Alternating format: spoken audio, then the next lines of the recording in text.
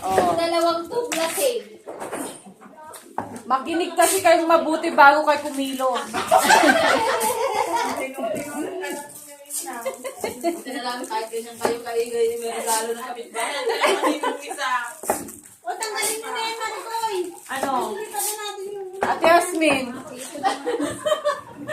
Hindi, tanggalin nga yan eh. Tatanggalin nga na yan.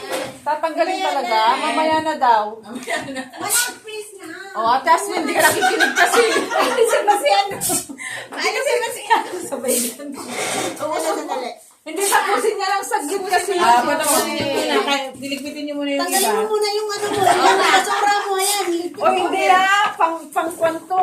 Lipit mo muna yan. Oh my God!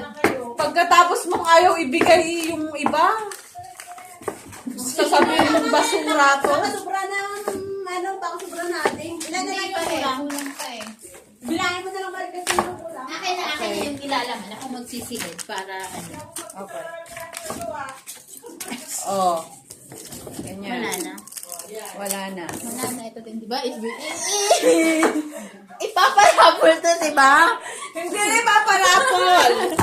Tapos, ay, sorry yung mani. Dapat yan ang ano ko eh. Ano? Sa graduation ng anak ko. Ano? Anong tawag yun? Monopod. Magkano bili mo dyan? Oy, Maricoy. Grabe, hindi nila mabuhat to. Sorry. Grabe ko yung dalawa. Eh, dito lang yung nadadala. Kumain naman kayo, di ba? Bakit hindi mo kasi sinasabi? Sabi ka kaya ito, no? Hindi ka magsisisi. Ano ba nangyari sa inyo?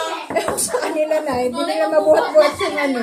Kailangan pa sila ng ano. Paano kasi ito siya? Tawa ng tawa. Hindi ko na mabuhat-buhat. Ano kasing katuturan ng ganyan kaiklik kung ano, kung mahinang kumilos. Kaya palang init-init ng ulo ng mga amo nyo. Lamesa pala. Grabe naman kayo. Hindi ka kasi nagtatawag. Dahil nagtatawag. Sabi ni tayo na naman. Oh, nakakati yung ulo ni nanay sa'yo.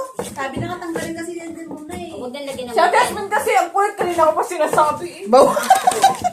Ano ba ang lalagyan Ba't nito? nilabas mo pa dyan? Eh, balat na yan. Hindi yung iba hindi pa eh. Kasi wala Bakit nang bala. dito? Ay, naibala.